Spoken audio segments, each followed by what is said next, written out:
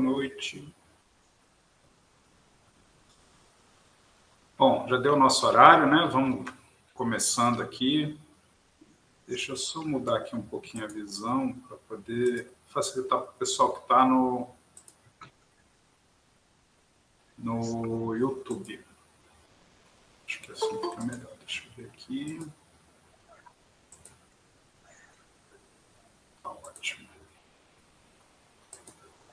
Bom, vamos lá, gente. Chegou a nosso momento, a nossa hora. Vamos retornando aqui para o nosso curso de atendimento fraterno.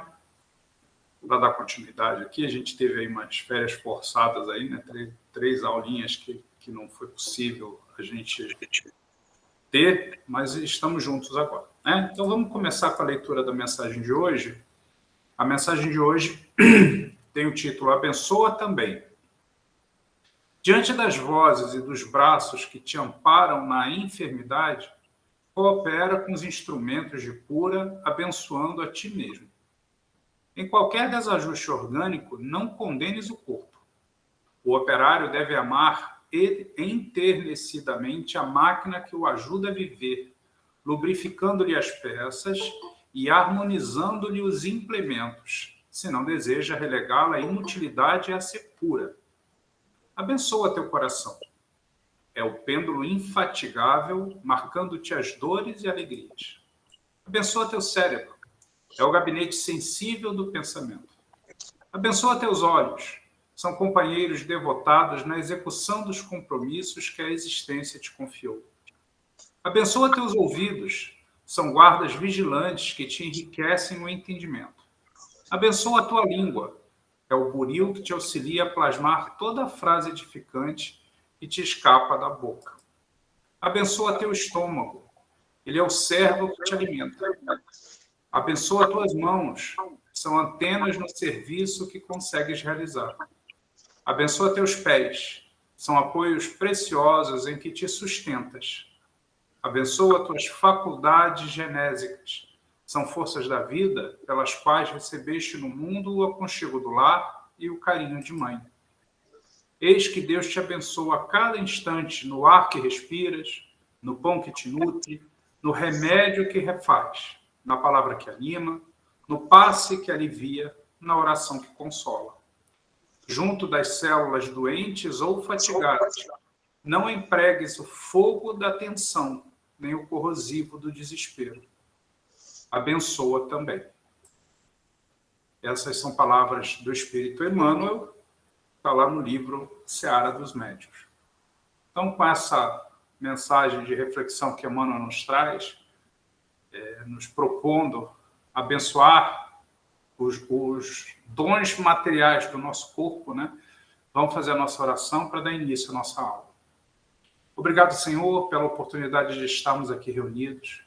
Obrigado, Senhor, porque temos condição de colocar alguns minutos da nossa existência para o nosso próprio aprendizado, a nossa própria evolução. Permite, Senhor, que todo o conhecimento que nós vamos obter nessa noite possa ser fundamentado na lei de Deus. Que todos esses ensinos possam nos fazer refletir e nos tornar seres humanos melhores para seguir adiante na construção do reino de Deus dentro de nós e, por consequência, em redor de nós. E assim, em nome de Deus, nós damos início a mais uma aula do nosso curso de atendimento fraterno.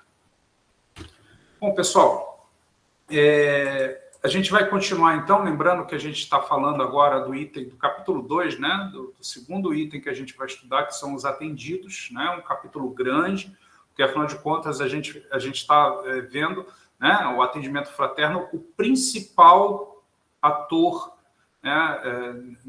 nesse serviço é quem vem para ser atendido. Então a gente está refletindo um pouquinho sobre essas pessoas que buscam o centro espírita, que buscam o atendimento. A gente precisa lembrar, né, quando a gente está falando dos atendidos, que nós não atendemos apenas os encarnados, nós atendemos também desencarnados. Então, tudo que a gente está vendo aqui de conteúdo, de reflexões, vale também para as reuniões mediúnicas, em que nós atendemos espíritos que estão precisando de uma palavra, que estão precisando ser ouvidos, ainda que pareçam não querer, né, pareçam estar forçados, assim como os encarnados também. Então, hoje a gente vai dar continuidade, né, a esse capítulo 2, continuando a falar sobre os perfis dos atendidos, né, o perfil daqueles que buscam o atendimento fraterno, que buscam a casa espírita. Então, na aula anterior, a gente parou nesse aqui, ó, no perfil, aqueles que procuram atendimento fraterno e que são classificados como do tipo sábios. Quem são, né? Qual é o perfil que envolve essa característica? São pessoas que buscam na casa espírita, né, mas acha-se muito sábio. Né? Então, eles vão buscar auxílio na casa espírita, mas se acham muito sábios. Normalmente são pessoas cultas e inteligentes e não se sente à vontade submetendo-se à orientação de alguém que ele possa julgar inferior a ele. Então, são pessoas que costumam, diante do atendimento fraterno, se colocar, né, como alguém conhecedor e, muitas vezes, se ele não sente a firmeza necessária naquele que está atendendo ele vai se sentir superior, vai crescer e não admite que alguém, né, inferior a ele, na cabeça dele, dê conselhos ou faça qualquer tipo de observação. Através da conversa, esse tipo de pessoa quer mostrar-se superior o tempo todo, colocando-se como uma pessoa melhor do que, na verdade, ela própria sabe que é.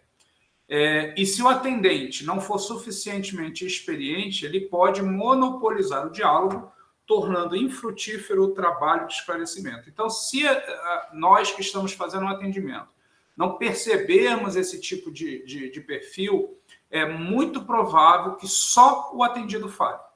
Né? A gente sabe que em alguns momentos, realmente, né, em algumas situações, é importante que o atendido fale bastante, fale muito. Mas se ele tiver esse perfil de se achar superior e quiser monopolizar o diálogo, a gente precisa encontrar meios de ir cortando e trazendo a reflexão. Né? Esse é o principal objetivo da gente conhecer esse tipo de perfil, que ele existe, né? Ele frequentemente aparece buscando atendimento fraterno, muitas vezes para reafirmar para si, para ele próprio, o quão sábio, né, o quão importante ele se acha. Aí a gente precisa de contato, né? Normalmente são pessoas muito orgulhosas. A gente não pode dizer, você é muito orgulhoso ou você está se achando sábio. Não, a gente tem sempre que buscar o atender, porque ainda que sejam pessoas com essas características, a gente tem que entender que são pessoas que buscaram ajuda de alguma forma. Ainda que achando que ali vai encontrar pessoas que ressaltem a condição que ele acha que tem de ser sábio e tudo mais, está buscando. Né? E todo mundo que entra numa casa espírita, buscando ou não auxílio, é auxiliado. Querendo ou não, é atendido. Então, a gente não pode simplesmente censurar ou algo do tipo. A gente tem que ter tato, demonstrando que todos nós temos muito a aprender na escola da vida. Né?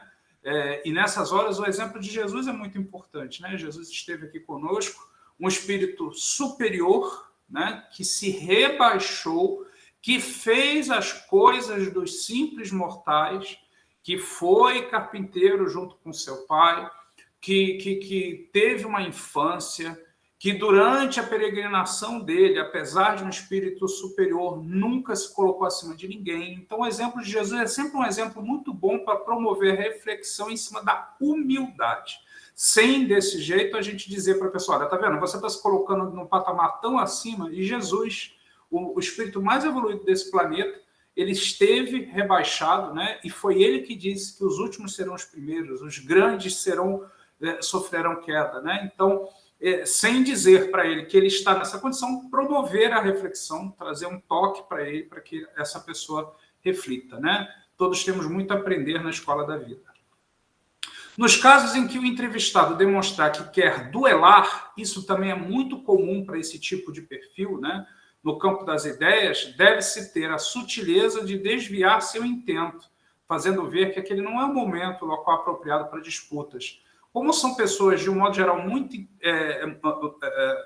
com conhecimento, né, que normalmente são pessoas que leem bastante, que procuram se informar, pode ser que venham com o intuito de duelar, né, de falar, não, mas você está dizendo isso e tal coisa, e vai colocando contrapontos com o objetivo de, além de se mostrar mais conhecedor do que o outro, né, de impor, né, através do próprio conhecimento que acha que tem, né, criar uma briga intelectual. E a gente tem que tomar cuidado para não cair nessas armadilhas. Jamais esquecer que a gente está diante de uma pessoa em desequilíbrio.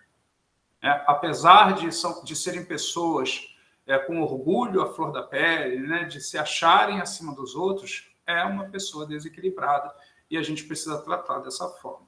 Mostrar que a casa espírita e o espiritismo estão ali para ajudá-lo, mas para que a gente possa ser ajudado, a gente precisa ter a humildade de se colocar como necessitado. Ok, pessoal, algum comentário sobre esse perfil do tipo sábio? Alguém? Eu queria falar, Bira. À vontade.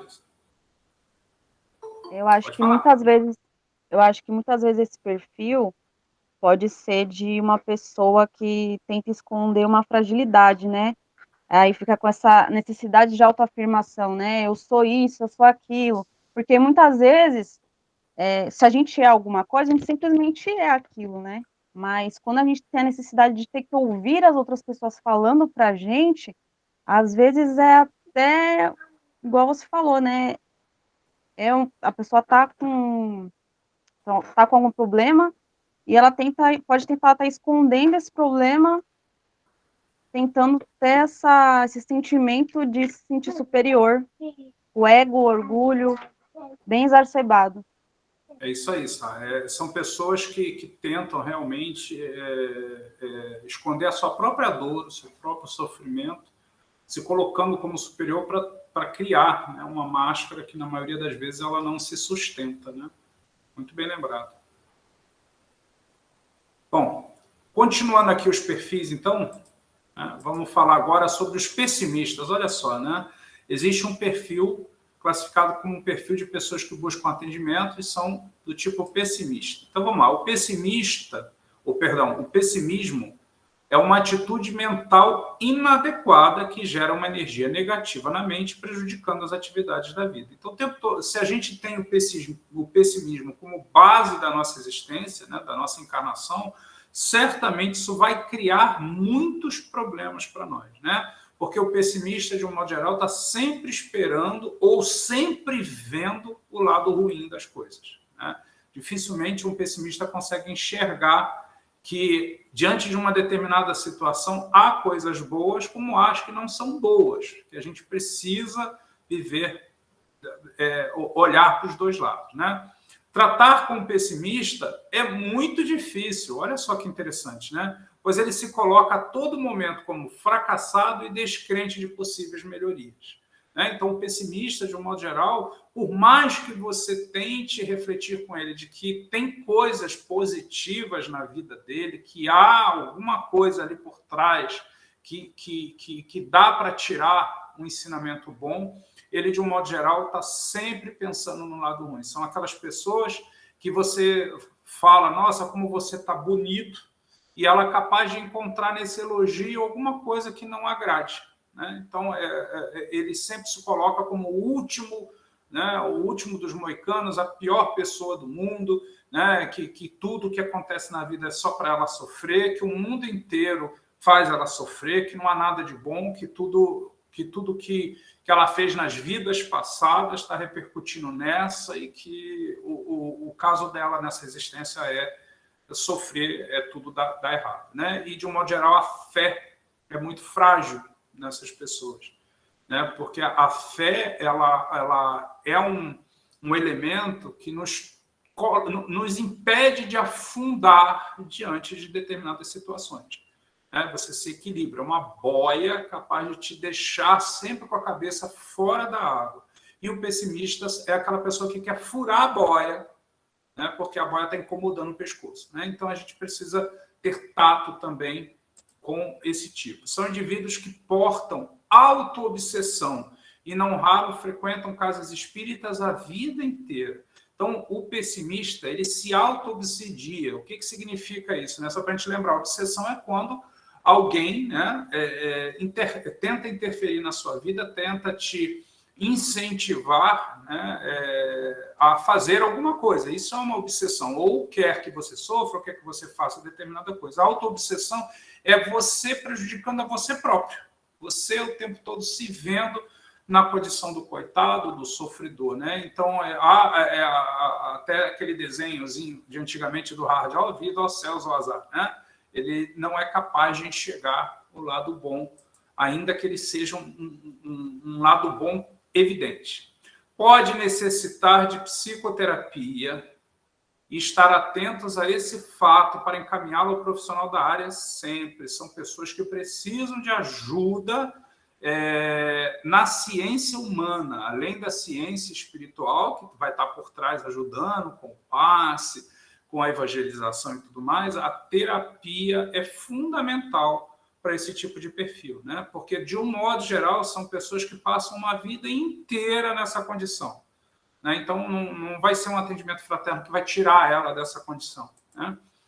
Com a ajuda espiritual, sua atitude mental poderá se modificar gradativamente, facilitando a compreensão das instruções oferecidas através de palestras e conversas periódicas, né?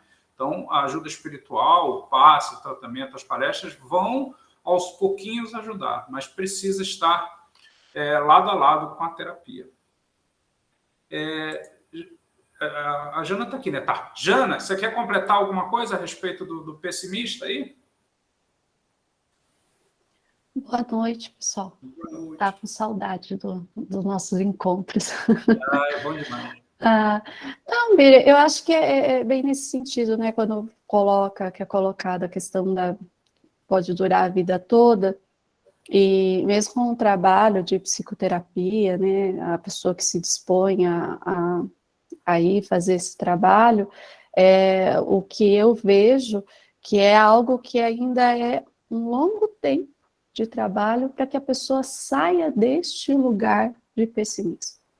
Né? Alguma forma, este lugar dá sentido dentro da história da pessoa, esse lugar de pessimismo dá sentido.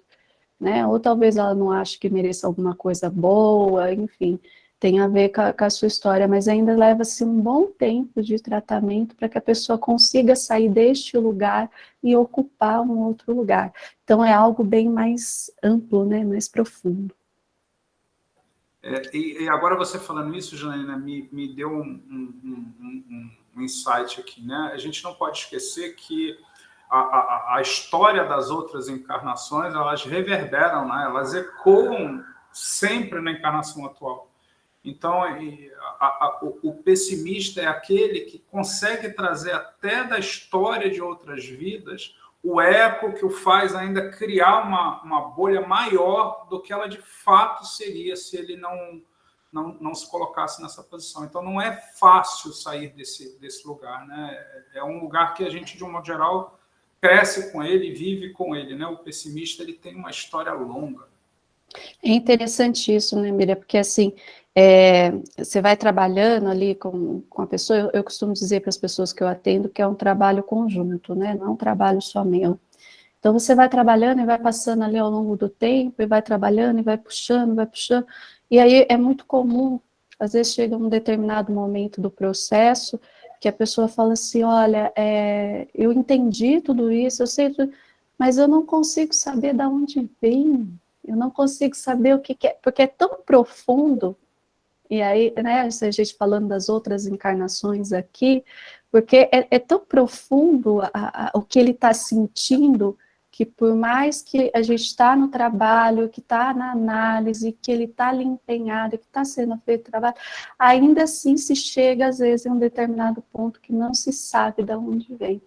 Né? E aí, talvez a gente possa entender dessa forma, né? Vem de muito além, né? A nossa malinha interna está aqui, cada um nasce com a sua, né? Tá lá, né? Um cemitério de túmulos dentro de nós mesmos, né? Quantas vidas com determinadas situações que nos fazem, né, ficar visitando túmulos de vidas passadas o tempo todo. Muito bom. Obrigado, Janaína.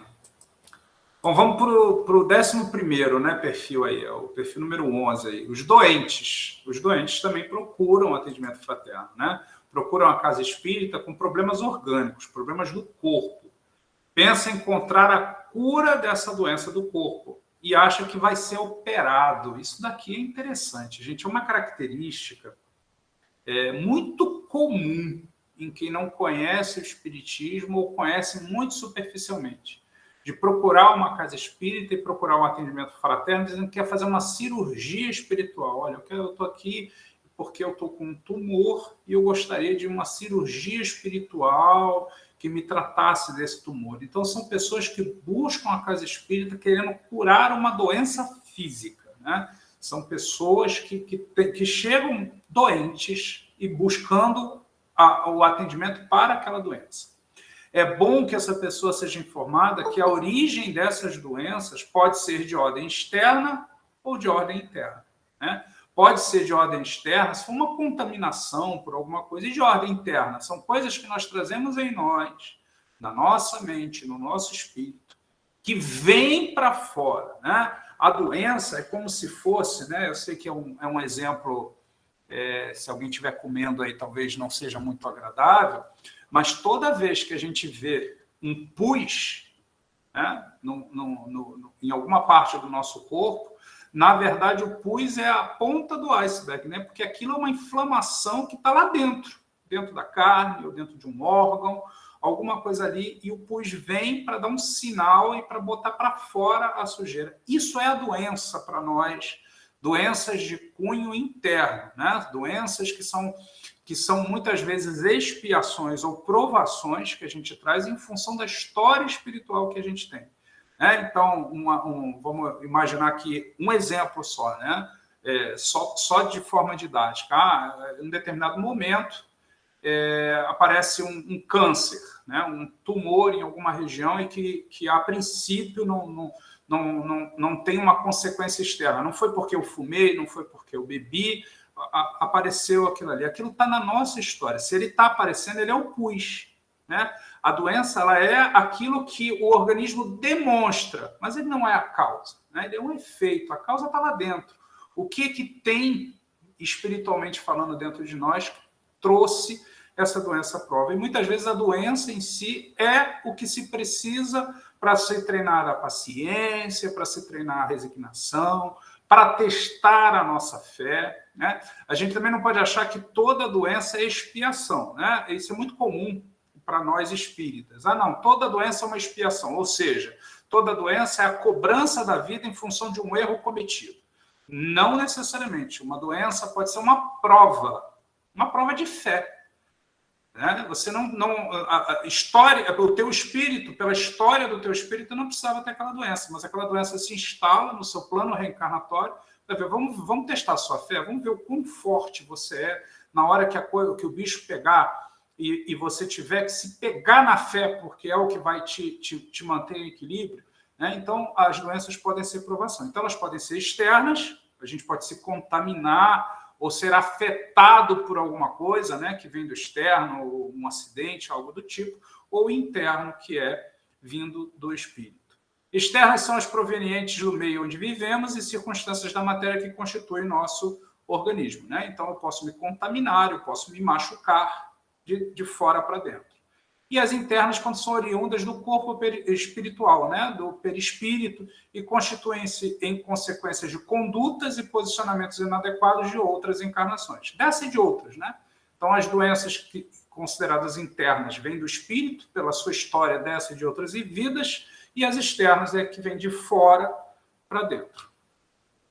É importante garantir, olha só, isso aqui está em vermelho em destaque, é importante garantir que o paciente está em assistência médica.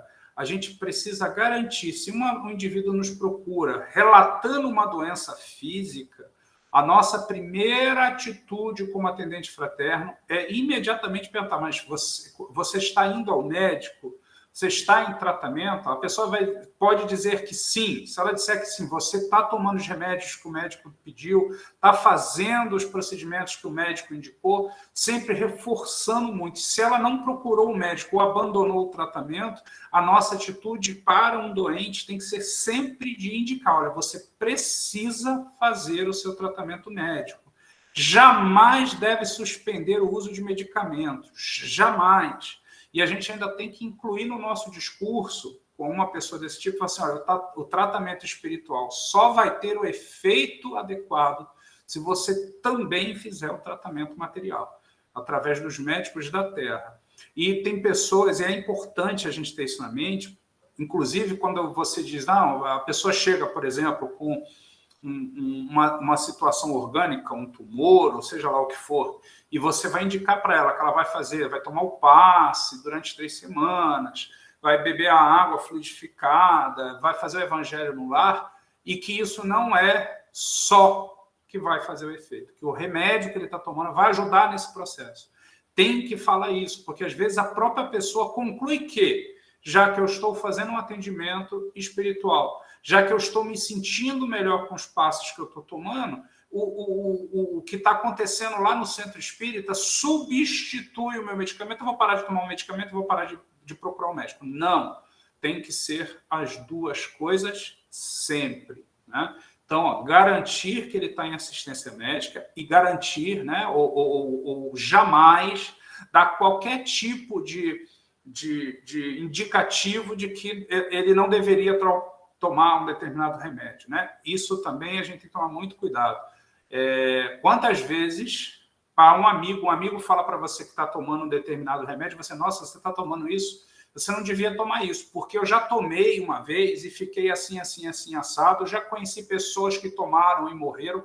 Nós não podemos ter esse tipo de postura diante do atendimento fraterno. Por mais que você acredite que aquele remédio não faz bem para ela, você não pode dizer isso, né? Você tem que sempre indicar para ela que ela deve procurar um médico, que ela deve manter o seu tratamento. No máximo, se você for muito intuído a fazer isso, faça porque você já procurou a opinião de outros médicos, já procurou fazer outras consultas ou alguma coisa, mas nunca dizer que um remédio que ela está tomando está errado, ou nunca dizer que um tratamento que o médico passou está errado. Isso não pode acontecer, né? Nós podemos pegar para nós uma responsabilidade que não é nossa.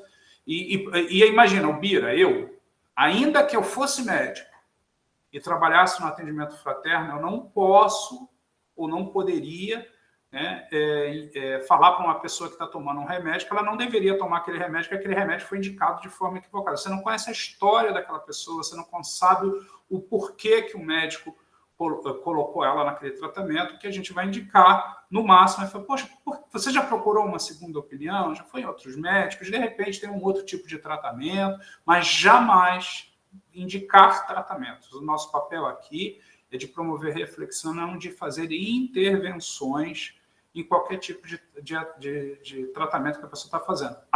E isso vale não só para médicos, né? Isso vale para qualquer coisa que a pessoa faça.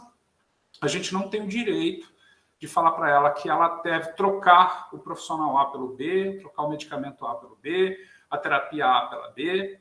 Nós não temos essa autoridade ou esse direito. Tá bom? Janaína, algum complemento aqui nesse tópico? Bira, eu acho que agora, eu vi esses dias atrás anunciando que vai sair o filme O Dr. Fitz, né? Não sei se você viu.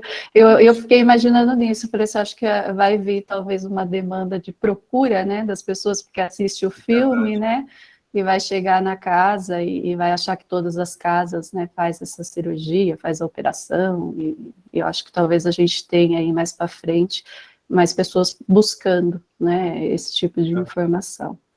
Então é importante isso ficar muito claro, né.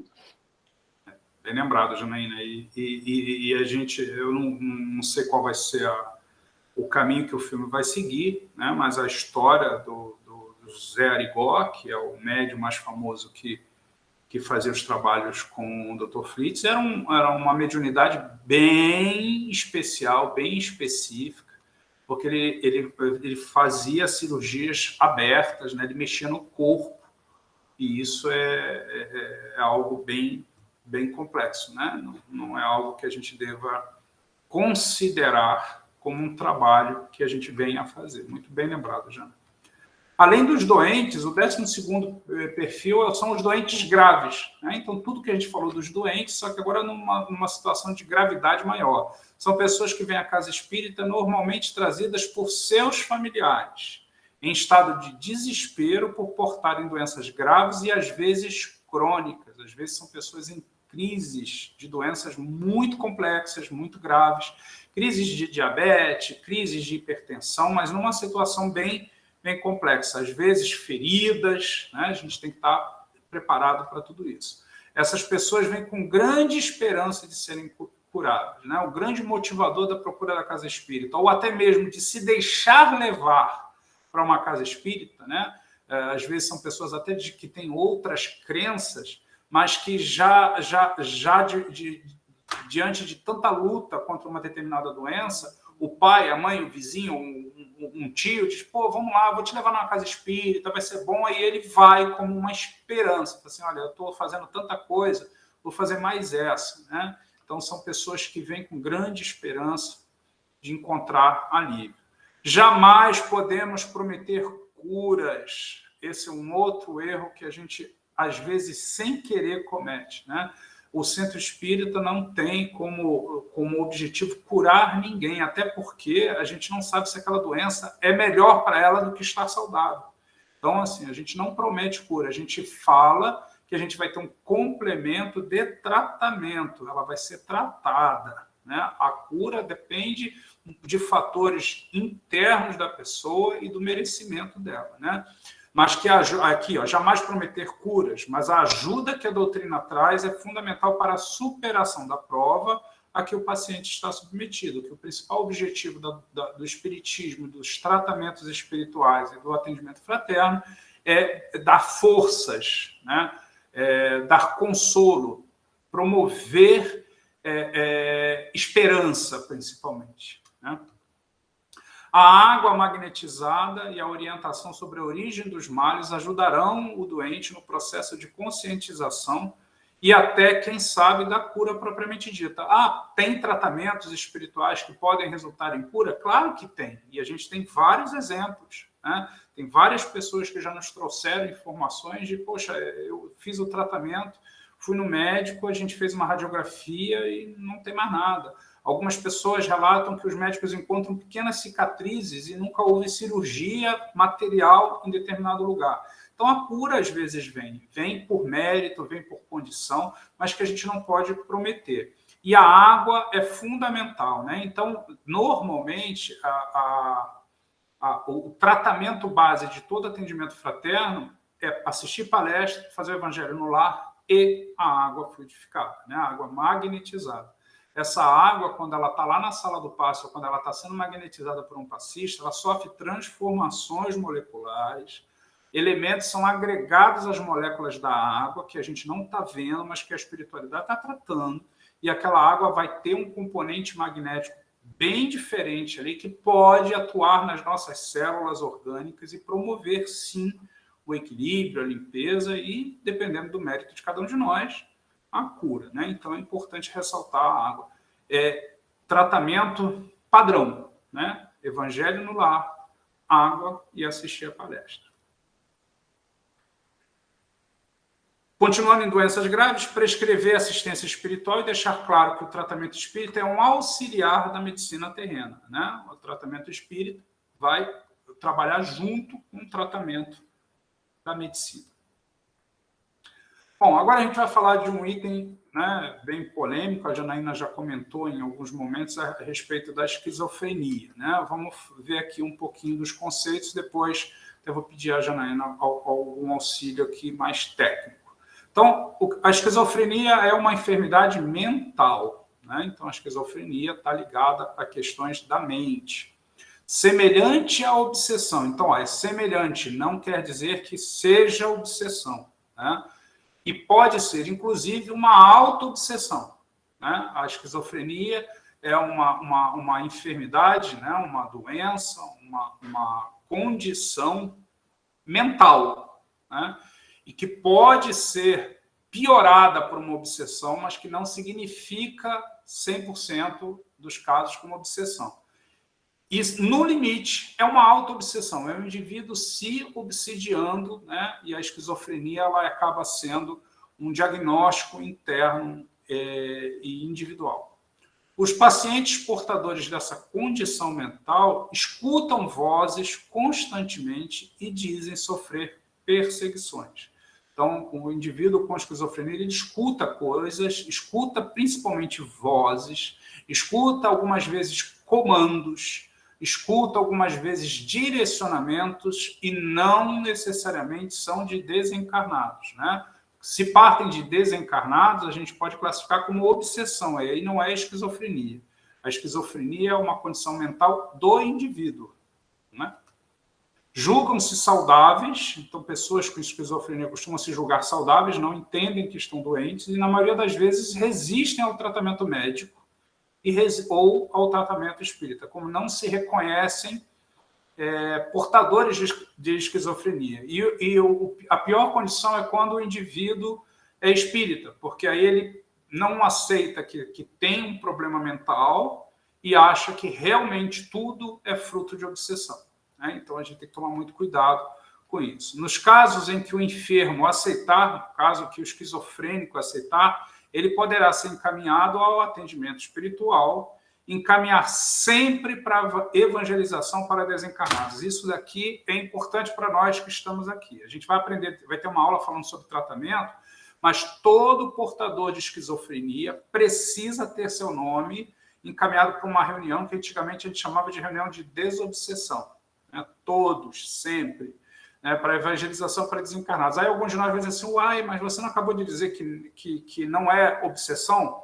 Não é obsessão, pode ser uma auto-obsessão, e na reunião de desobsessão, muitas vezes vem espíritos que contam a história do indivíduo, e com isso a gente consegue, num próximo atendimento, num retorno de atendimento, promover um tipo de reflexão a respeito de um determinado tema, que pode fazer com que ele desperte, consiga melhorar na sua condição. Então, a gente tem também o conceito equivocado de que uma reunião de desobsessão ela está focada única e exclusivamente em perseguidores, né, desencarnados que perseguem encarnados. Não é assim. A reunião de desobsessão ela promove isso também, mas também trata a auto-obsessão que vem da história do indivíduo, que pode estar provocando impactos na vida atual dele, né? Então, 100% dos casos de esquizofrenia... como é que eu vou saber que o indivíduo é esquizofrênico? Caso ele te diga, caso ele comente, caso a família comente, foi diagnosticado com esquizofrenia, você já sabe. Bom, então, além da evangelização, do passe, da água, indicar o nome dele no cartãozinho lá, no nosso cartãozinho interno, nas anotações internas, que ele vai para a reunião de desobsessão, ou que é o nome mais correto que a gente usa atualmente, que é evangelização para desencarnados, né? O atendente não deverá considerar as manifestações do psiquismo doentio como sendo informações reais. O que esse indivíduo está trazendo, o esquizofrênico traz, diz que vê e que ouve, nós não podemos considerar como sendo realidade, né? A gente anota, a gente escuta e a gente coloca isso como algo que vai nos ajudar a promover reflexão, mas não necessariamente aquilo que ele está falando é real, né? Porque eu estou me vendo, o tempo todo eu vejo uma cena quando eu estava numa outra vida e estava atacando fogo numa pessoa. Não necessariamente isso é real, isso pode ser fruto da doença que ele tem. A terapia espírita deverá estar associada ao tratamento psiquiátrico e psicoterapêutico material. E insistir bastante nesse ponto. O esquizofrênico precisa obrigatoriamente de atendimento psiquiátrico constante. Então, a gente sempre vai orientar. Olha, não deixa de procurar o psiquiatra. Você precisa tomar os seus remedinhos para poder cuidar desse seu problema. Não deixa de ir no seu terapeuta, na sua terapeuta. Isso vai te ajudar a fortalecer e insistir bastante nisso. Ana, quer falar um pouquinho aí sobre a esquizofrenia? Mira, eu acho que é o que a gente vem colocando, né, desde da primeira aula, mas tem uma coisa que é interessante, sim, tem esse perfil da resistência, e que são mesmo muito resistentes, mas eu acho que quando chega para um atendimento fraterno, é como se estivesse buscando uma resposta, assim, olha, não estou doente, entre o doente ou ser um médio, ou estar sendo obsediado alguma coisa, escolhe, né? Qual é Então, deixa eu buscar aqui de uma outra forma. Eu acho que é importante a gente ter essas pessoas conseguindo, né, chegar até a casa espírita para um atendimento, porque a resistência não é só em relação à doença em si, né? Você vai ver que geralmente as pessoas que têm esquizofrenia, eles são muito enrijecidos, né? Eles são resistentes de uma forma geral. Então, se chega, é a gente poder seguir, né, tanto o tratamento quanto o acolhimento também, né? Porque tem um sofrimento ali, né? E não é pouco, né? Eu acho que isso é importante. Em relação à reunião, eu acho que tem uma coisa, Bir, que às vezes nem é a questão da obsessão que você está trazendo, né, que você falou que não necessariamente ele tem um obsessor, mas que tem outros espíritos que acabam sugando muita energia daquela condição que ele está, né, porque é tão intenso dentro da cabeça de uma pessoa que, quando ela está em crise de esquizofrenia, ou que ela não está regulada, né, não está tomando nenhum medicamento, fazendo nenhum tratamento, os médicos chamam isso de regulação, geralmente, que ela não está regulada, que acaba tendo esses espíritos, né, em volta para poder sugar essa energia. A gente vê muito isso na reunião, né, quando a gente participa, que às vezes a gente pergunta se está junto com ele, tem alguma coisa, né, em relação a outras vidas, tal. Não, estou lá porque eu gosto do que ele faz, do jeito que ele faz, porque mobiliza todos que estão à volta, né, a família, todo mundo, o lugar que ele está inserido, mobiliza tudo ali, e os espíritos acabam tendo isso como oportunidade, né, de ficar ali.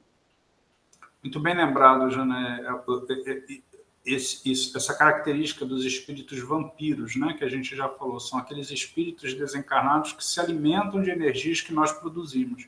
E a Janaína lembrou muito bem, foi muito feliz na lembrança, né? A pessoa que está num processo, né, esquizofrênico, principalmente quando está, como ela disse, desregulada, sem o devido acompanhamento, ela vira um pote de açúcar para as moscas varejeiras, né? Porque é o tipo de energia que ela está emanando e o em volta dela, né, os transtornos que acontecem em volta, acabam atraindo esses espíritos desencarnados que estão buscando focos de energia em onde ele possa sugar. Então, muito bem lembrado, Jana, obrigado.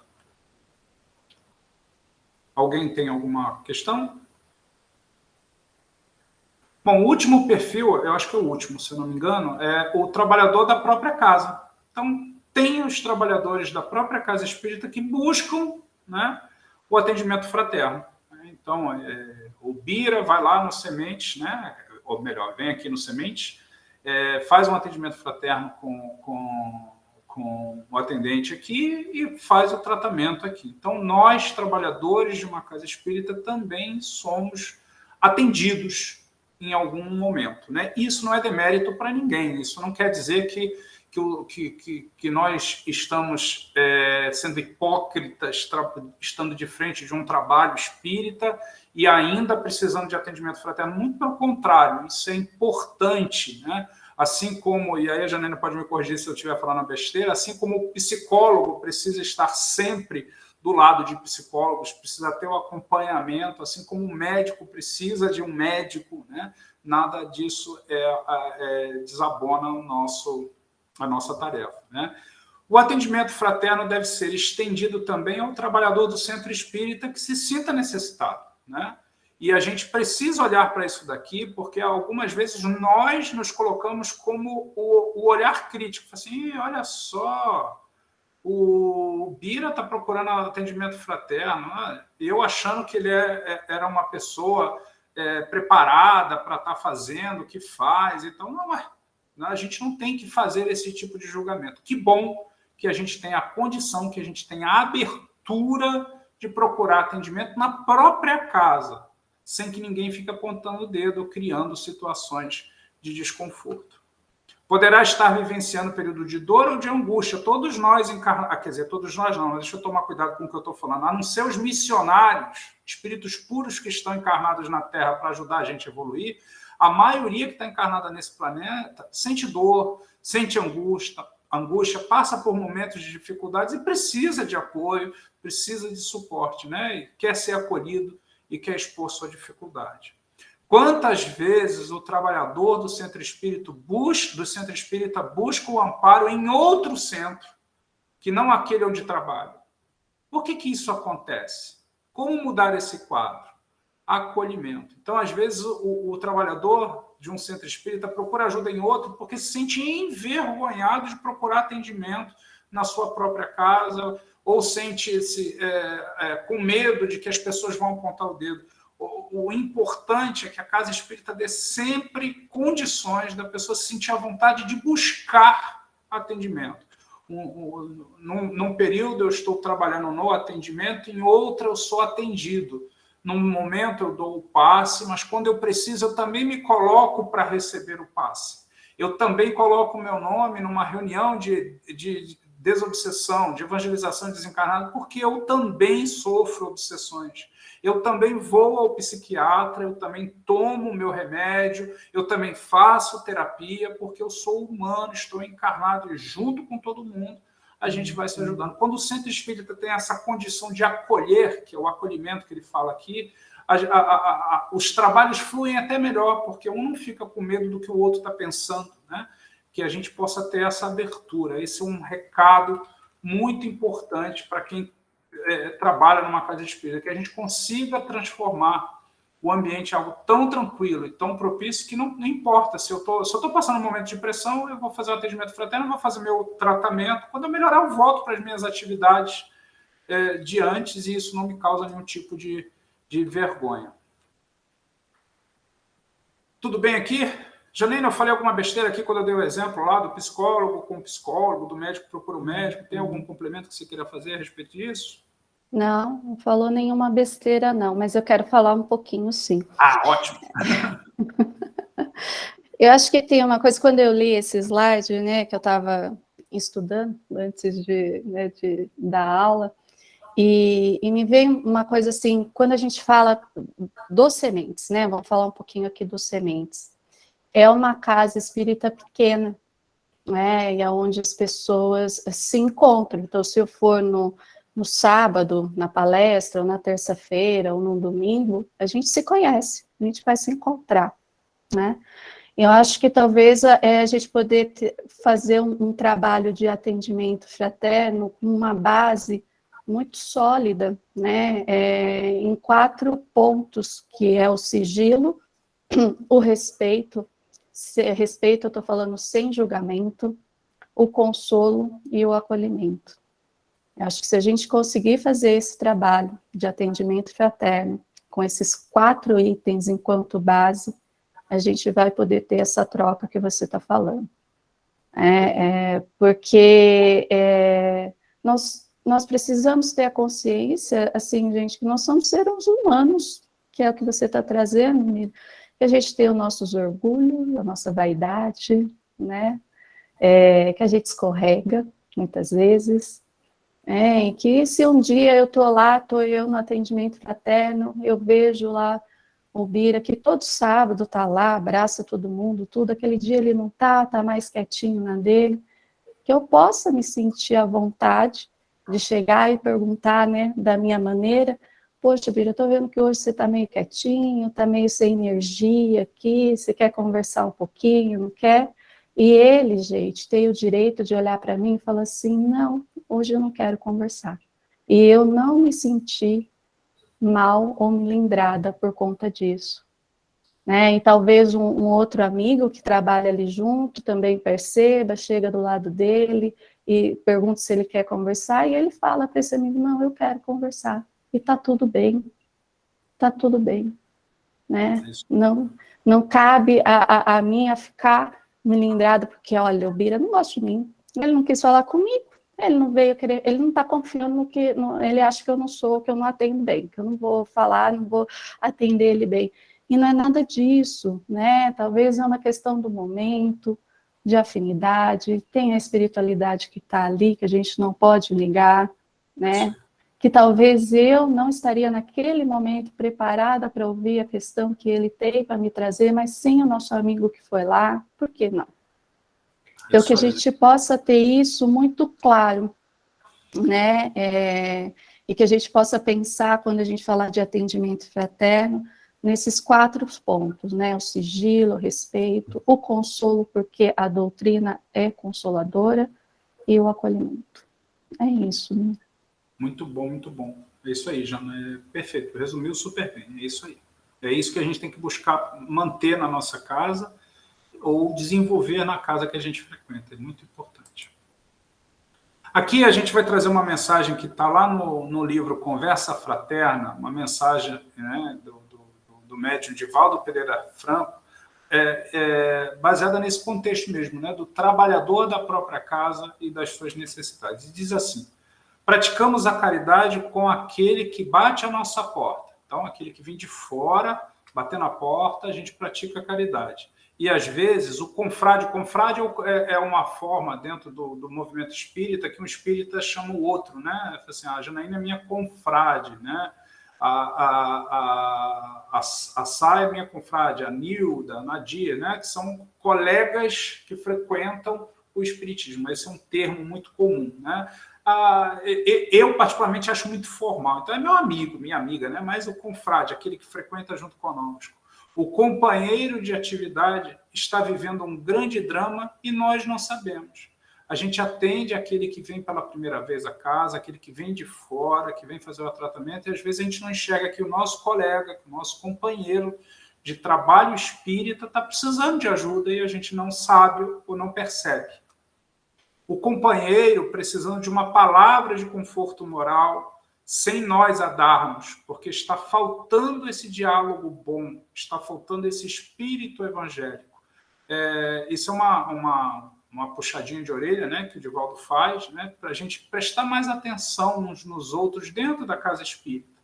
Né, porque os que vêm de fora a gente costuma atender bem, a gente costuma se aproximar, mas e nós que já estamos aqui? Né? Perdemos aquele sentido de humanidade de uns para com os outros, né? A irmandade, a fraternidade, o amor. Estamos precisando nos humanizar mais, dialogar mais. Então, eu trouxe pequenos trechos do Divaldo a respeito do tema, né? Porque tem casas, principalmente a Janaína trouxe isso de uma forma bem simples, né? O Sementes é uma casa pequena, então a gente se percebe mais, a gente se vê mais, a gente consegue perceber, poxa, a Janaína hoje não está legal, né? A Ana de hoje não está bem, a gente percebe que é uma casa pequena. Agora imagina uma casa grande, né? Com muitos frequentadores, é mais difícil isso, mas a gente tem que treinar a atenção, né? Se eu conseguir olhar para os meus mais próximos, cada um olhando para os seus mais próximos, né? Além de si, né? E tentando perceber, a gente consegue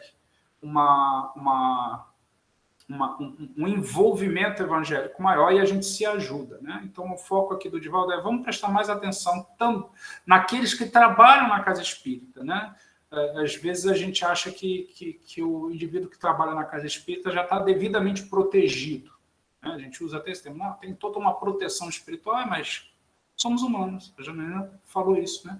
Nós somos humanos que temos vaidades, que temos orgulhos, que escorregamos, que às vezes a gente briga com o chefe, a gente briga em casa, briga com o vizinho, a gente não está bem e precisa de apoio e que a gente possa treinar a observação. Falar assim, poxa vida, hoje a Janaína está precisando bater um papo aqui. Ainda que ela não me dê a liberdade de falar diretamente sobre o que ela está vivendo, eu me aproximo, tento falar de alguma coisa diferente para tentar fazer com que ela se sinta acolhida, né? O acolhimento é fundamental. Aliás, Jana, depois bota lá no nosso grupo do WhatsApp os 4 itens lá, que eu já estou pensando aqui num slide bem legal para a gente botar os 4 pilares do atendimento fraterno lá. Não esquece, não, bota lá para mim no WhatsApp.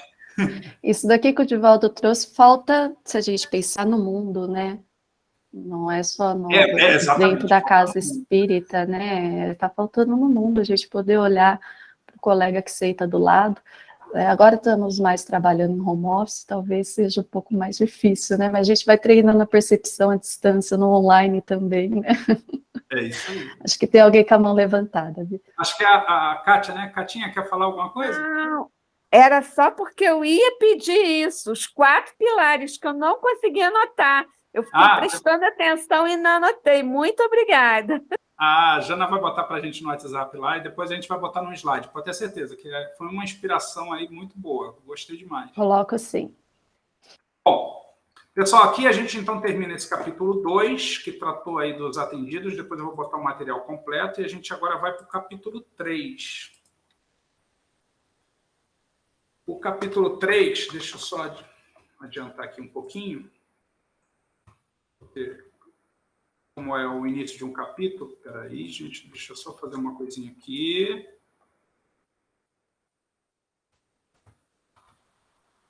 Bom, então aqui a gente está vendo, deixa eu voltar aqui para o slide, a gente está vendo aqui que a gente terminou então o capítulo 2 e a gente agora vai falar, a gente já falou dos atendidos, agora vamos falar dos atendentes, daquele que faz o atendimento, né? Que atende o outro. Então, a gente vai falar sobre 5 tópicos, né? O papel do atendente, a capacidade de ouvir, características esperadas dessa pessoa que está fazendo o atendimento, alguns pré-requisitos e como funciona a coordenação dos atendentes. Então, quem são os atendentes? Né? São as pessoas que se encarregam da orientação, acolhendo, olha um dos pilares que a Janaína trouxe para a gente, né? Acolhendo, ouvindo e ajudando os que buscam o serviço do atendimento fraterno. Então, o atendente fraterno, aquele que está lá para atender a pessoa, precisa ter condição de orientar, e orientar não é dizer que caminho ela deve escolher, né? É promover a reflexão, acolher, né? Que essa pessoa se sinta querida por estar ali, né? Ouvir, porque a pessoa que busca o atendimento fraterno, ela quer falar, por isso que ela está buscando atendimento fraterno, ela quer falar sobre isso e ver como que a gente consegue ajudar. Não é suficiente, isso daqui é importante, tá, gente? Não é suficiente fazer o curso de atendimento fraterno para se tornar um atendente fraterno. O curso ele não tem como objetivo terminar e entregar um diploma para cada um de nós e dizer, agora você pode fazer atendimento fraterno, né? Além do curso, será necessária a avaliação da coordenação dos trabalhos do atendimento fraterno da casa. Então, não quer dizer que todos nós que estamos aqui fazendo o curso, e todos nós seremos atendentes fraternos do Sementes, né? Tem outros critérios que a gente vai avaliar. No final do curso, a gente vai falar quais são esses critérios para o Sementes, mas cada centro espírita tem a sua característica. A Kátia, por exemplo, está lá no Rio de Janeiro, frequenta a casa que eu frequentava quando estava no Rio, Caminhamos com Humildade. Se ela chegar lá no Caminhamos, é que ela já é atendente fraterna, mas se a Kátia chegar lá no Caminhamos e eu fiz o curso no Sementes, quero trabalhar no atendimento fraterno, não é só isso, né? Tem outros critérios que o Caminhamos com Humildade tem lá, que o Neov tem, que o Semeador tem, outras casas tantas têm, o Cefa tem, além de ter a base de um curso, né? Então, isso é importante. Como facilitador do processo de atendimento, então nós somos facilitadores. O que significa quando a gente coloca que o atendente fraterno é um facilitador? Porque, na verdade, o trabalho do atendimento fraterno, e a gente já viu isso, começa muito tempo antes, quando ele começa a ser intuído ou inspirado a buscar o atendimento. Tem toda uma equipe espiritual, incluindo o anjo da guarda do que vai ser assistido, trabalhando nisso. Nós somos aquele que facilita a ocorrência do atendimento, né? Nós somos um dos elementos, né, responsáveis pelo atendimento. O atendente fraterno detém uma grande parcela de responsabilidade em marcar o auxílio com uma linha educativa sustentada na caridade, no amor e no equilíbrio. Nossa função é educação evangélica, né? É trazer reflexões, trazer conteúdo, trazer indicações evangélicas e doutrinárias para que aquela pessoa, né, se sustente, se reequilibre, se fortaleça. Sempre pautado pela caridade, pelo amor e pelo equilíbrio, né? Suas percepções e crenças sobre a finalidade da casa espírita são fundamentais nesse sentido. Então, o atendente fraterno precisa ter claro para si próprio qual é a finalidade de uma casa espírita para que possa, então, promover um atendimento fraterno adequado. Se você acha que a casa espírita é um local para fazer exorcismo, né, que é muito a ideia da desobsessão pura e simples, que é só tirar o espírito que está infernizando a vida de alguém, tirou ele, né? Extirpar ele, exorcizar ele. Se a gente acha que é isso, então o nosso atendimento fraterno não vai ser profundamente adequado, né? Porque a gente está com uma visão equivocada do que seja um centro espírita. Se a gente entende que o centro espírita é um hospital, é uma escola, é um lugar de amor, de carinho e de acolhimento, então eu sei o que é uma casa espírita. Então eu sei que o atendimento fraterno que eu vou fazer vai ter um efeito melhor, porque eu vou promover melhor a reflexão. Então eu preciso entender muito bem o papel da casa espírita para que eu possa, então, fazer um atendimento fraterno adequado. Se a gente tiver uma visão puramente assistencialista, o atendente fraterno provavelmente buscará com muita ansiedade o alívio dos sintomas do atendido, o que em muitos casos será mais prejudicial do que benéfico.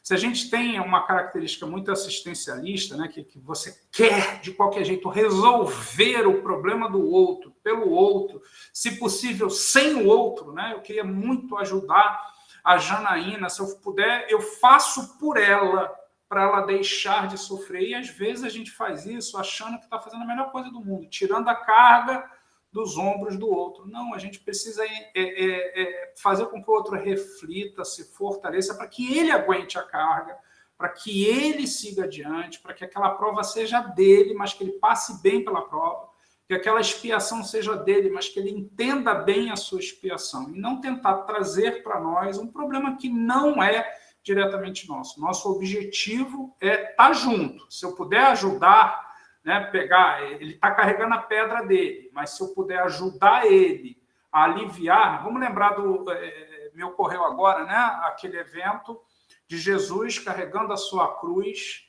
lá de onde ele foi julgado por Pilatos até o Gólgota, que era no alto do morro onde ele foi crucificado.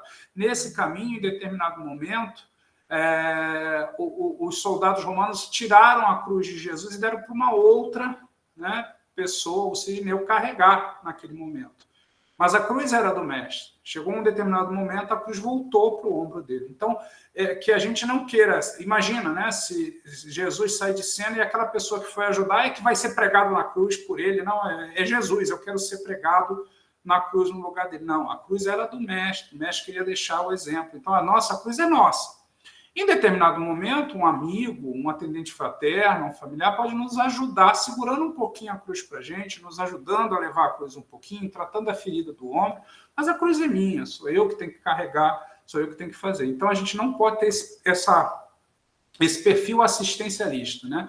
O assistencialismo causa muito mais dano do que ajuda, porque o indivíduo começa a ficar preguiçoso, né? E é uma preguiça espiritual. Fala assim, não, na hora que o bicho aperta, eu vou lá no centro, porque a Janaína, ela acaba me ajudando e ela carrega para ela todas as minhas dores, eu fico leve, né? Esse é um equívoco comum. Uma vontade consistente deve ser a primeira base de sustentação do trabalhador em sua inserção no atendimento fraterno. Então, se você quer trabalhar no atendimento fraterno, tem que ter uma vontade consistente, porque a gente vai ouvir coisas que talvez a gente não goste de ouvir, vai estar num determinado contexto que a gente não se sente bem de estar, mas a gente escolheu estar ali, então a gente vai ouvir, a gente vai usar do máximo amor que a gente tem dentro de nós para fazer o atendimento. Pode falar, Catinha. Então, eu não vejo o assistencialismo dando a preguiça, mas ele causa dependência. E aí eu não consigo ter as minhas próprias opiniões, fazer o que quero, como quero. Então, essa dependência do outro é muito pior do que a preguiça. Verdade, você tem razão. Acha, não? Acho, totalmente, concordo 100% contigo. Concordo totalmente. De um modo geral, a gente precisa ter a certeza de que o indivíduo está entendendo a importância do momento que ele vive. A gente não está dizendo que o indivíduo que está ali com uma doença, com um sofrimento, que ele está numa condição agradável, não é isso. Mas que ele entenda a importância daquele momento. né? Fala assim, olha, não, você está nesse momento, esse momento tem uma importância, e a importância dele é que você consiga sair dele, né? E no momento que eu trago para mim a responsabilidade, quando eu sou assistencialista, eu realmente posso causar dependência do outro, vai ficar dependente dos meus conselhos, né? Só vai dar um passo na vida se falar comigo, se falar com outro atendente. O atendente fraterno demanda alguns sacrifícios. Então, para você trabalhar como atendente fraterno, tem alguns sacrifícios, alguns testemunhos. Requer presença constante nos atendimentos. Isso aqui é importantíssimo. O atendente fraterno precisa ter uma agenda fixa numa reunião da casa espírita, porque aqueles que você atendeu podem ter um retorno, podem te procurar novamente, né? Então, é um trabalho como um trabalho profissional qualquer, precisa de constância. Eu sou um atendente fraterno que eu vou hoje no centro espírita e volto só quando me der na telha, então, assim como o passista, assim como qualquer outro trabalhador, quebra o ciclo do trabalho, né? Dedicação posterior em reflexões sobre cada caso. Olha que interessante, é refletir sobre cada caso. O atendimento fraterno ele não acaba quando o indivíduo sai da porta da salinha de atendimento, né? Você vai ficar refletindo sobre aquilo, porque vai ter um retorno, você vai acompanhar aquela pessoa, aquela pessoa vai vir para tomar um passe, você vai dar boa noite, um bom dia, uma boa tarde para ela.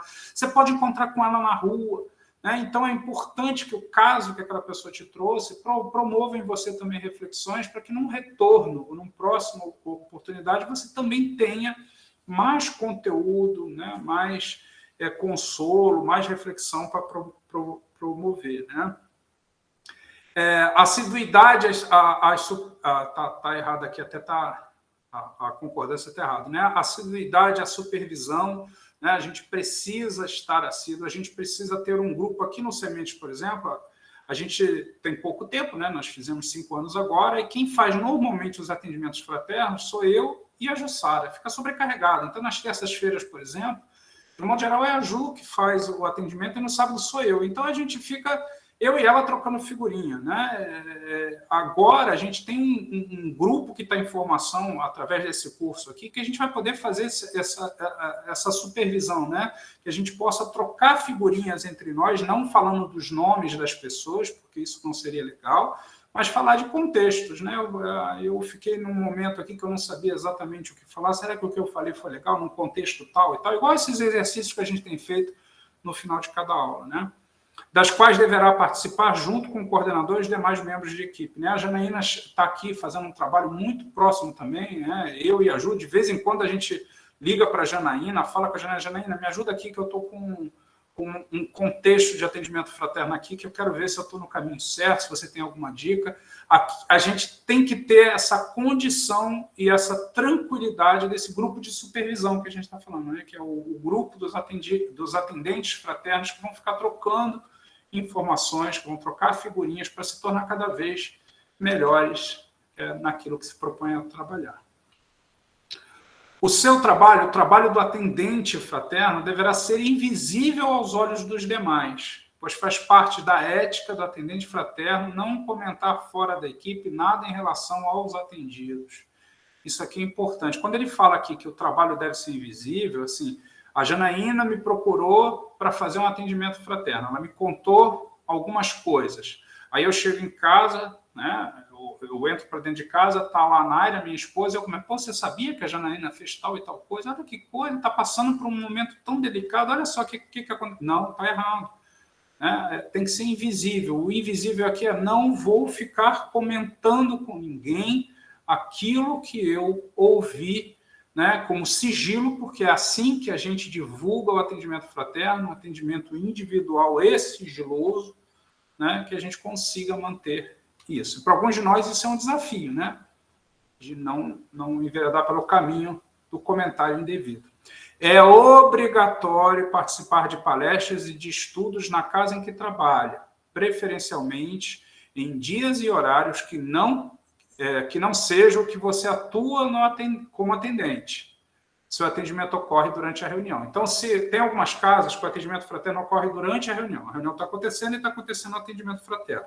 Se for nesse modelo, aquele atendente ele precisa participar de uma outra reunião, né, sem ser atendente, para escutar a palestra, para participar do passe, porque é importante estar vinculado a estudos. Então, todo atendente fraterno tem que estar participante assíduo de uma palestra, de um estudo da casa.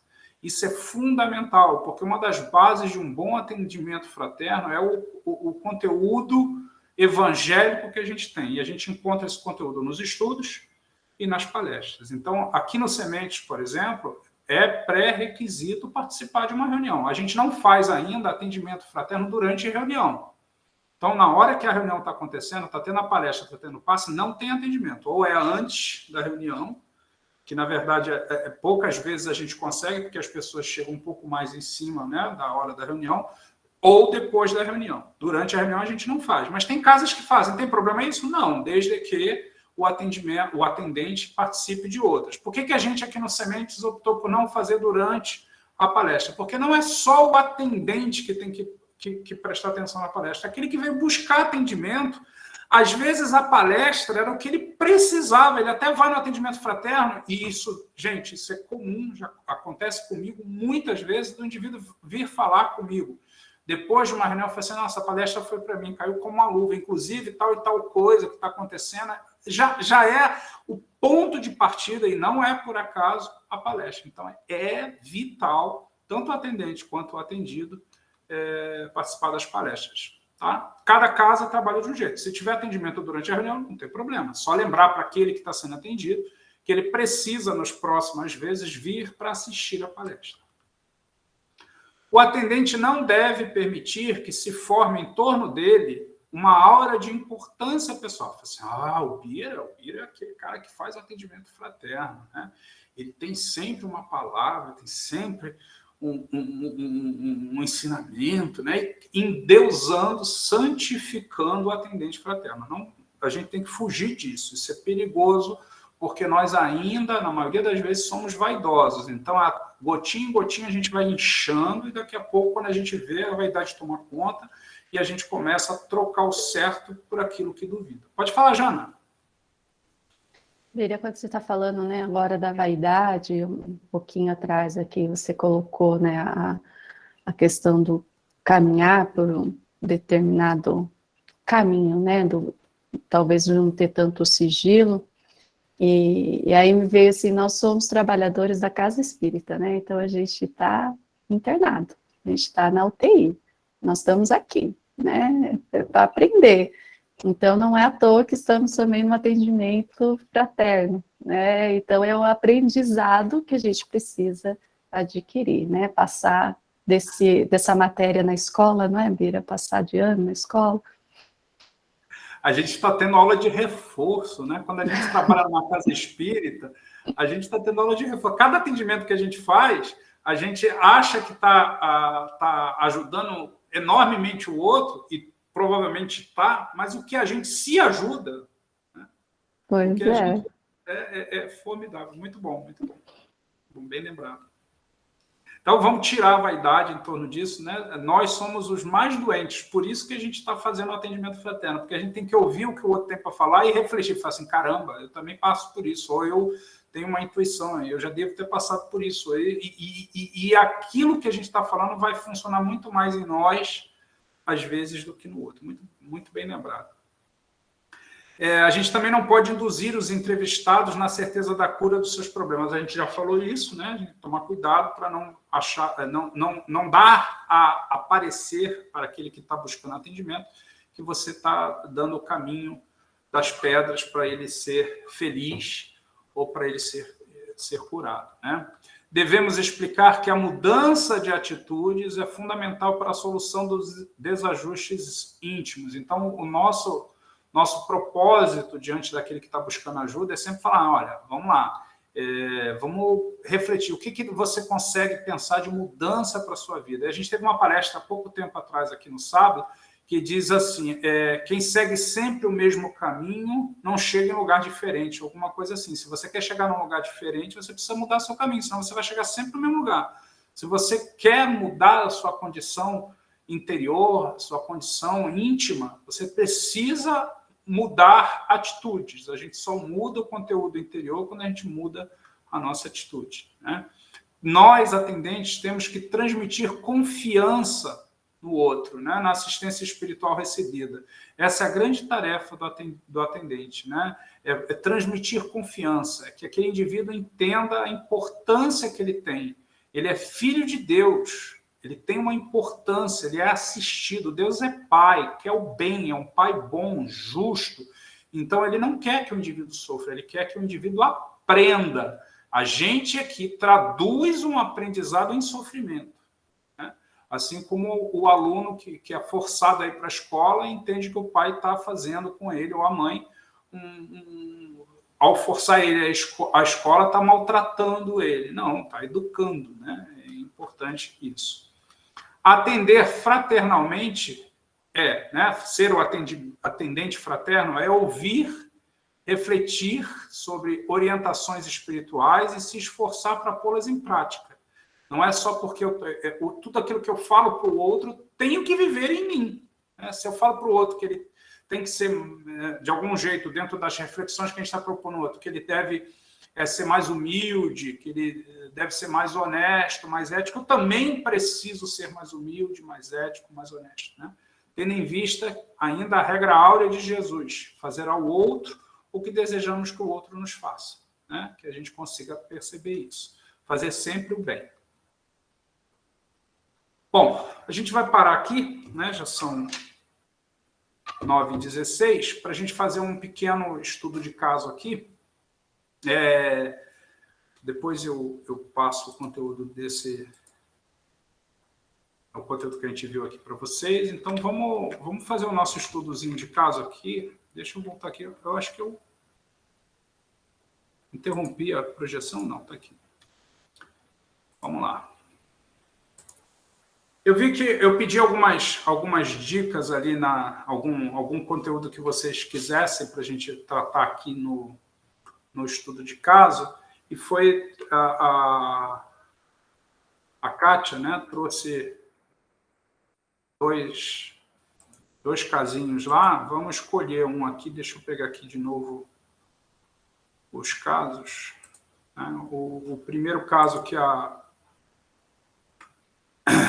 Kátia trouxe para a gente é de um jovem que chega na casa espírita entre 15 e 17 anos pedindo ajuda para contar aos pais sobre sua homossexualidade.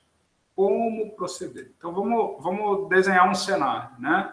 Você está lá no seu dia de trabalho de atendente fraterno e um jovem vem buscando um atendimento fraterno e diz para você que ele se descobriu homossexual e precisa de ajuda para contar aos pais. E aí, gente, o que a gente faz numa situação dessa? Qual seria o nosso primeiro impulso? Vamos falar um pouquinho sobre esse tema?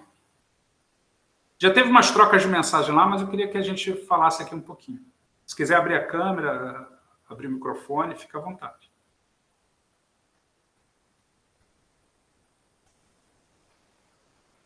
E aí, pessoal? Está todo mundo envergonhado hoje? Ó, vamos lá, nós somos atendentes fraternos. Um jovenzinho chama a gente está lá na salinha do atendimento fraterno.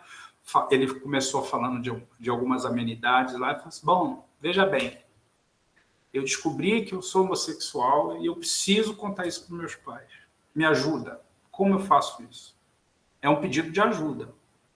Esse foi o tema que a Kátia trouxe para nós. E é um tema possível, plenamente possível. Isso acontece muito na evangelização e quando você está evangelizando jovens, que é a orientação. E em sala de aula também acontece isso. E aí, como é que a gente ajuda um jovem? Né? Porque, na verdade, se a gente for pensar bem, o cenário é de desespero. Né? O jovem está, olha bem, o jovem está lá na casa espírita pedindo a Janaína, que é uma atendente fraterna, da Janaína, eu preciso contar para os meus pais que eu sou homossexual, me ajuda. Bem, ele não está pedindo orientação espiritual, não está pedindo para afastar um espírito, não está dizendo que está sendo obsidiado, nem que tem mediunidade. Ele está pedindo socorro. Como eu faço? E aí, como que a gente faz? Como é que a gente vai ajudar esse jovem Você vai... Vou fazer uma enquete aqui. Você vai sair do atendimento fraterno, vai buscar o pai do jovem lá e falar assim, olha, vem cá, vamos conversar aqui a respeito de homossexualidade, é isso que você vai fazer? Assim, ó, seu filho é homossexual e você tem que aceitar que ele é homossexual e pronto. É assim que a gente vai fazer? Como é que a gente vai fazer?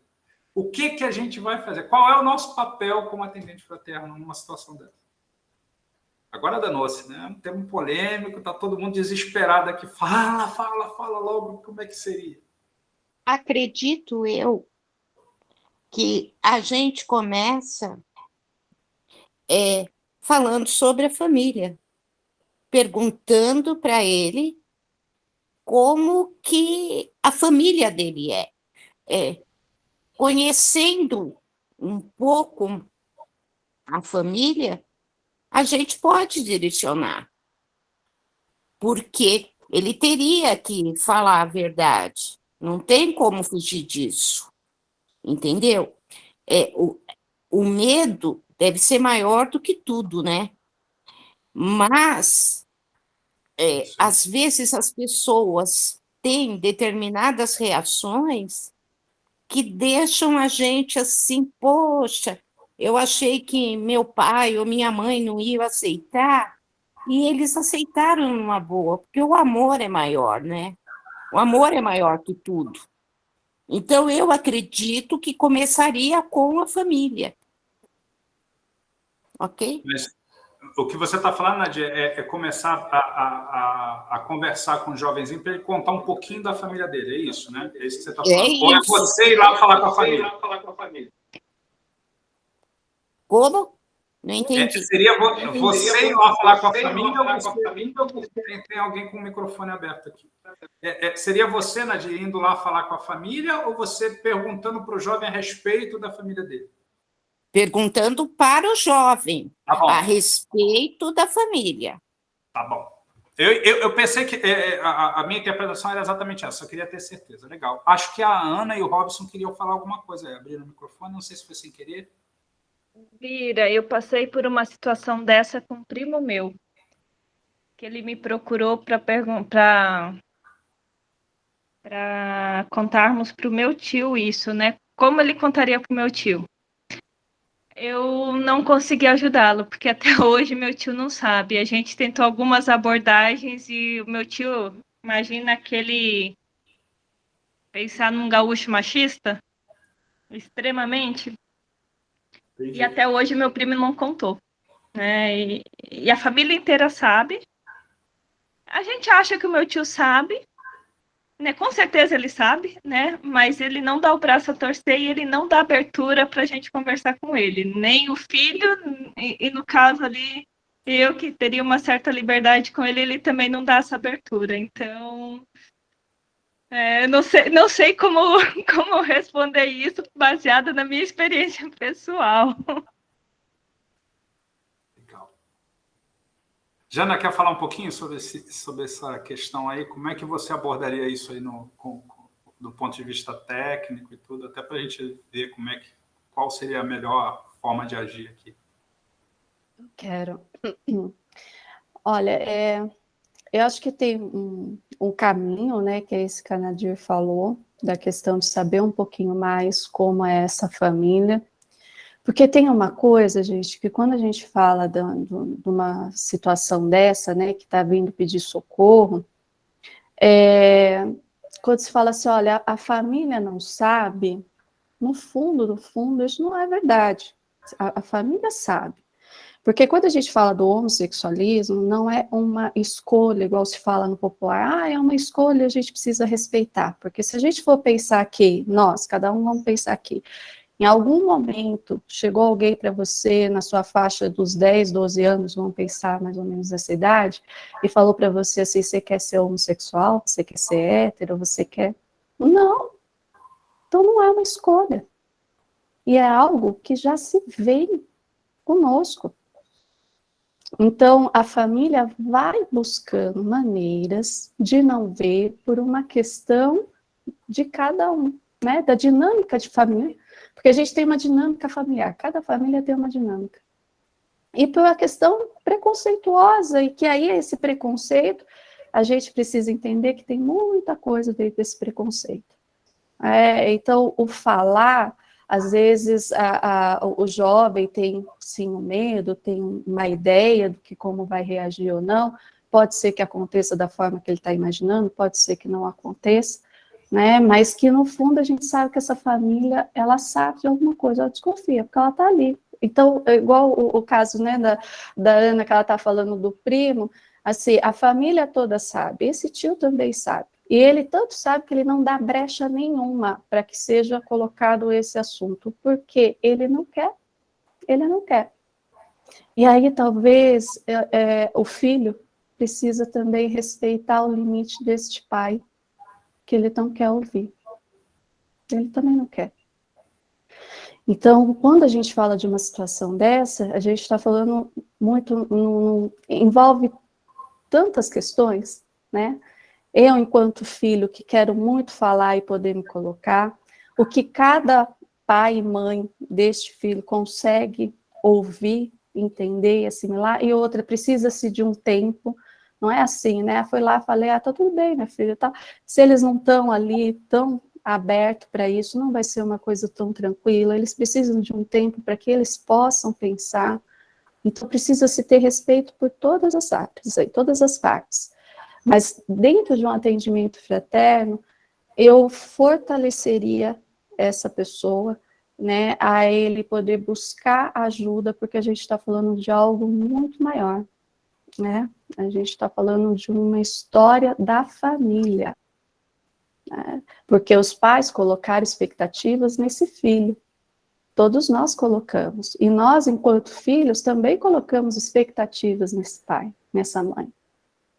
E a gente precisa tratar não só o real, mas as fantasias, né? Então tem muita coisa para ser vista. Então faria o acolhimento e fortaleceria ele para que ele busque ajuda, porque ele precisa de, né, poder entender tudo isso, porque quando ele for falar, ele precisa estar bem. Ele precisa estar bem no sentido de estrutura psíquica para aguentar a reação desses pais. Senão ele não aguenta. E aí aquilo que estava frágil acaba desmoronando tudo. A gente mais ou menos nesse sentido, Bira. Eu penso do mesmo jeito, né? E aqui a gente está para trocar figurinha. Ainda não passei por nenhum atendimento que me provocasse nisso. Mas a gente precisa sempre tomar muito cuidado, né? Agora a gente está falando aqui de julho de 2022, praticamente agosto, né? Um momento da humanidade que você tem muito mais abertura de falar sobre os assuntos, é verdade. Mas o cuidado que a gente tem que ter é que quantas pessoas a gente conhece ou já ouviu falar que o pai e a mãe expulsaram o filho ou a filha de casa por causa disso. Então, porque a gente pode se sentir, né, até pela facilidade de comunicação, instigado em dizer para o jovem, não, vai lá e fala o que você é, o que você sente, porque afinal de contas é você, calma. Não, a gente não pode dar esse tipo de orientação. A gente tem que fazer, acho que a Janaína foi, assim, ela usou uma palavra que eu não conseguiria usar, né, que é fortalecer, mas é exatamente isso, e é isso que a gente faz em reunião de desobsessão e tudo, é falar assim, não, tá bom, eu sei que a sua questão é seu pai, a sua mãe agora, mas vamos falar de você, se fortalece, reflita, né? Vamos pensar, pensa bem em qual seria o melhor momento, se prepara para esse momento, se é que esse momento vem, né? Acho que a Ana trouxe um exemplo para a gente ficar com ele na cabeça, né? A família toda sabe, é claro que o pai sabe, e talvez nunca tenha que se ter essa conversa com o pai, né? Ele não está vivendo a vida dele, né? Então a gente tem que tomar muito cuidado, porque a gente se sente meio que empurrado pela liberdade que a gente tem de comunicação agora, né? Porque eu, se fosse comigo, eu falava mesmo, tá, mas o seu pai, a sua mãe, talvez tivesse uma abertura maior do que o pai e a mãe dele. Imagina, ou se o jovem já está procurando no atendimento fraterno ou na casa espírita um suporte, é porque ele não se sentiu, né, tão aberto a falar dessa condição. Um outro ponto muito importante para a gente considerar é o indivíduo que nasce do sexo masculino.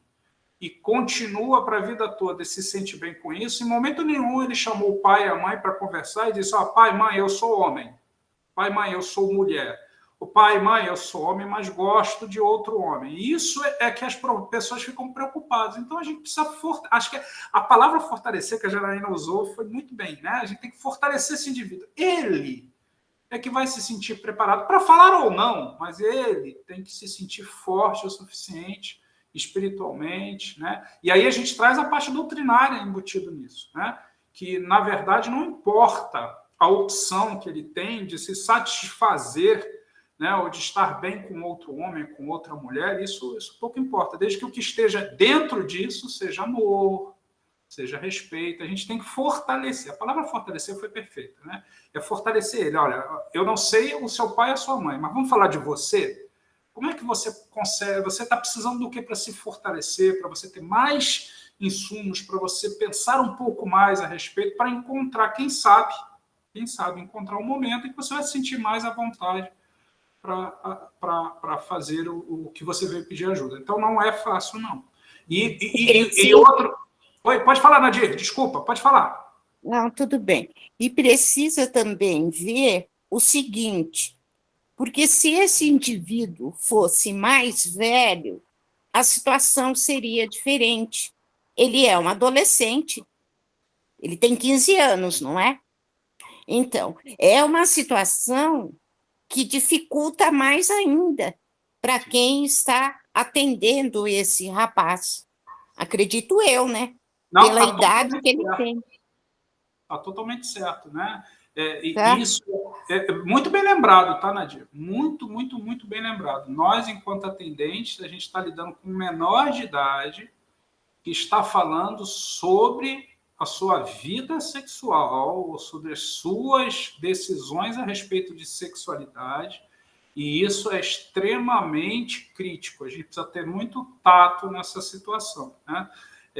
Mas é um indivíduo que está mostrando maturidade, preparo espiritual, porque ele decidiu buscar ajuda num centro espírita.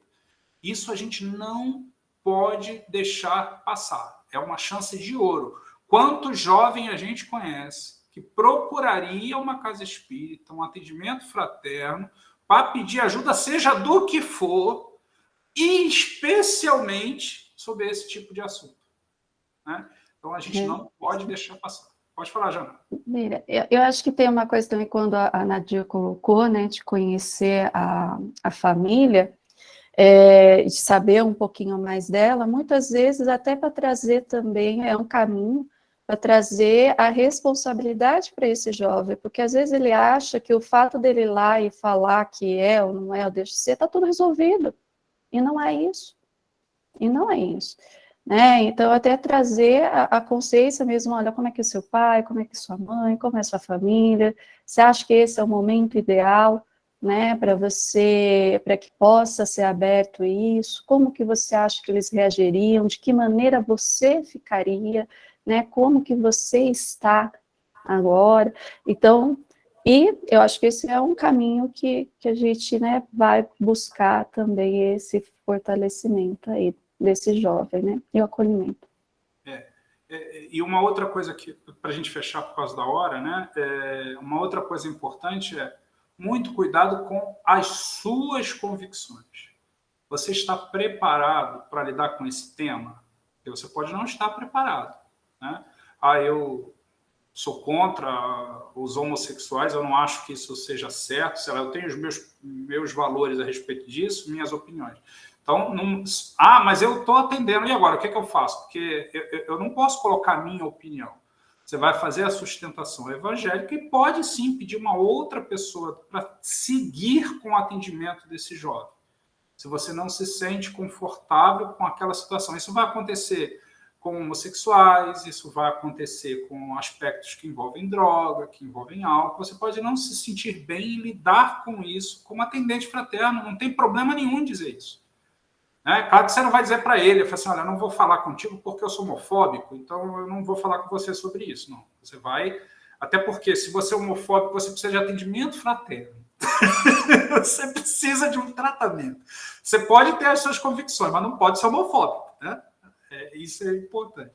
Mas se você não se sentir confortável com qualquer tipo de assunto no atendimento fraterno, você pode passar para uma outra pessoa, que a pessoa vai dar, mas não na hora, né? Porque senão o indivíduo está ali buscando o atendimento e vai dizer, uai, mas meu problema é ruim mesmo, que o cara nem quer falar sobre isso comigo, né?